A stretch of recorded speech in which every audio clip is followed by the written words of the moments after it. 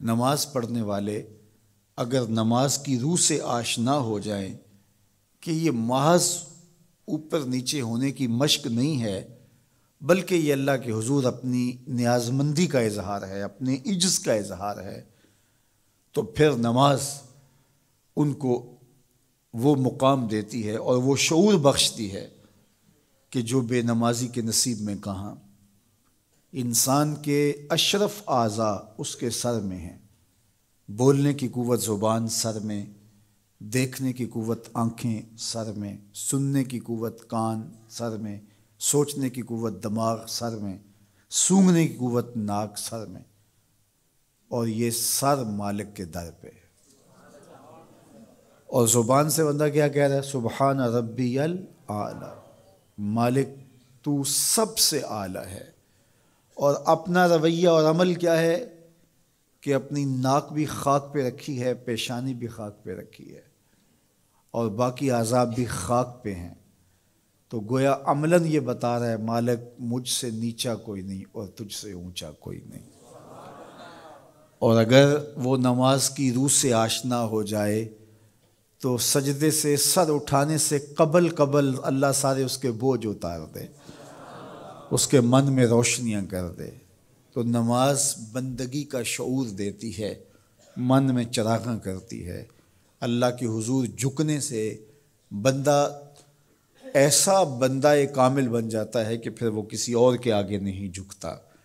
تو اپنی اولاد کو نماز کی محبت دو، نماز کی ترغیب دو، نماز کی عادت دو اور نماز کا حکم دو، اور ان کی عادت راسخ ہو جائے، طبیعت میں پختگی کے ساتھ نماز کو اختیار کرنا ان کی طبع میں جم جائے۔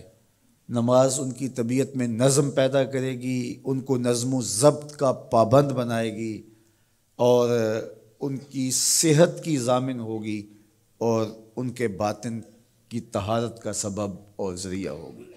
اس لیے کہا کہ اللہ کے حضور جھکنا نہ بھولنا اور نماز قائم کرنا۔ نماز کا تعلق اپنے آپ سے ہے کہ وہ اپنے آپ کو سنوارتا ہے، تقرب اللہ کے لیے اس کی اپنی عملی کوشش ہے۔ بندے اور خدا کا ایک ربط ہے نماز۔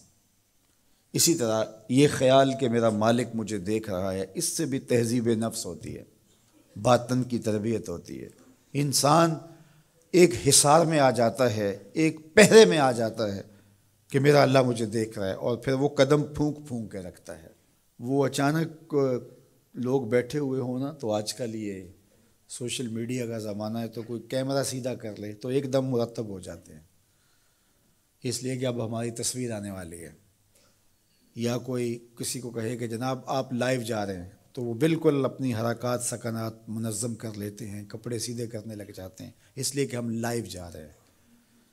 وہ لائیو چاہے 5 آدمی دیکھ رہے ہوں، چاہے 10 آدمی دیکھ رہے ہوں، لیکن پھر بھی چونکہ ہم لائیو جا رہے ہیں تو اپنی حرکات سکنات مرتب کر لیں گے، منظم ہو جائیں گے۔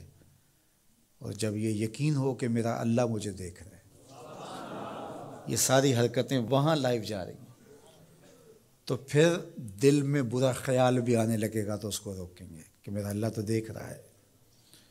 پھر بولی بھی مرتب ہو جائے گی، پھر رویے بھی مرتب ہو جائیں گے، طرز معاشرت بھی منظم ہو جائے گا، آنکھیں بھی نہیں بھٹکیں گی، خیال بھی نہیں بہکیں گے، سوچیں بھی آوارہ نہیں ہوں گی، چاہے آپ بند کمرے میں کیوں نہ ہوں، پھر بھی منظم رہیں گے، اس لیے کہ میرا اللہ مجھے دیکھ رہا ہے۔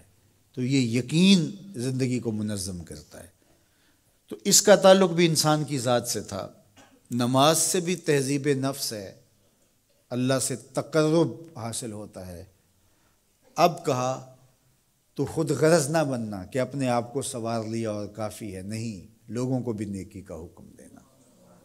وَأْمُرْ بِالْمَعْرُوفِ وَانْهَ عَنِ الْمُنْكَرِ، لوگوں کو نیکی کا حکم دینا اور برائی سے منع کرنا لوگوں کو، یہ مومن کی زندگی ہے۔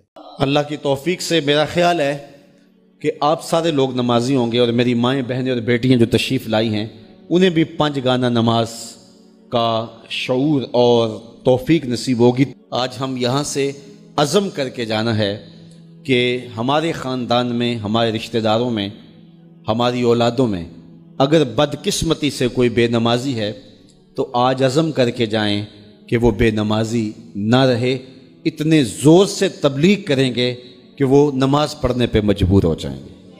یہ اولاد کے ساتھ ہمدردی نہیں ہے، ساری رات اولاد جاگتی رہے اور جب نماز کا وقت آ جائے تو ماں کہتی ہے بیٹے سو جا، اب تو اذان کا وقت ہو گیا، حالانکہ چاہیے تھا کہ اب تو اٹھ جا، اب اذان کا وقت ہو گیا ہے، لیکن ماں اس وقت اگر سلا دے تو کیا یہ گوارا کرتی ہے کہ میرا بیٹا جہنم کی آگ میں جلے؟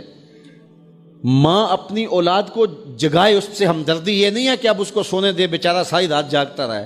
ساری رات جاگنے کا اسے حکم کس نے دیا تھا؟ فجر کے وقت جاگنے کا حکم ہے، جب رحمت اللہ کی بٹ رہی ہے تو اس کو بیدار کرے، اس کو جگائے۔ کڑکتی دھوپ ہے، آج کل موسم کتنا گرم ہے، تو اگر بچہ دھوپ میں کھڑا ہو اور اس کے پاؤں جلس رہے ہوں تو ماں گوارا کرتی ہے، بھاگ کے اچک لے گی بچے کو کہ میں اسے دھوپ سے، تمازت سے، گرمی سے بچا لوں۔ تو کیا حشر کی کڑکتی دھوپ میں بیٹا پسینے میں شرابور ہو اور وہ پسینہ آگ سے بھی زیادہ گرم ہو تو کوئی ماں یہ گوارا کرتی ہے؟ یقیناً نہیں کرتی۔ تو نہیں کرتی تو اس کو اپنی اولاد کو 5 گانا نماز کا خوگر بنانا ہوگا۔ نماز کی توفیق اللہ سے مانگو۔ آج کے اس اجتماع میں یہی پیغام ہے اور یہی دعوت ہے اور یہی قرآن مجید کی تعلیمات کا خلاصہ ہے۔ 1 بار نہیں، 2 بار نہیں، 10 بار نہیں، 20 بار نہیں، 100 بار نہیں، قرآن و حدیث کے اندر 750 مرتبہ نماز کا حکم آیا ہے۔ آپ ذرا غور کیجئے، 1 مرتبہ کہہ دینا کیا کافی نہیں ہے؟ لیکن 750 مرتبہ تمہارے کریم رب نے تمہیں بار بار کہا ہے، تمہارے کریم رسول نے تمہیں بار بار کہا ہے کہ نماز پڑھو۔ تو اگر ہم اتنی بار سننے کے بعد بھی نماز نہیں پڑھیں گے تو پھر ہم کہاں کھڑے ہوں گے؟ اور دوسری بات ہے کہ اتنی تاکید کی گئی ہے، اتنی تاکید کی گئی ہے، تو یہ کتنا بڑا جرم تھا نماز کا ترک کرنا کہ بار بار کہا گیا ہے۔ جب آگے سامنے آگ جل رہی ہو اور کوئی دوڑ کے چھلانگ لگانا چاہ رہا ہو تو پھر ماں کی ممتا اتنی ہوتی ہے کہ اس کو 100 بار بھی روکنا پڑے تو بچے کو روکتی ہے، اس لیے وہ جانتی ہے کہ آگے آگ ہے، اور اگر میں اس کو نہ روک پائی تو سیدھا آگ میں چھلانگ لگائے گا۔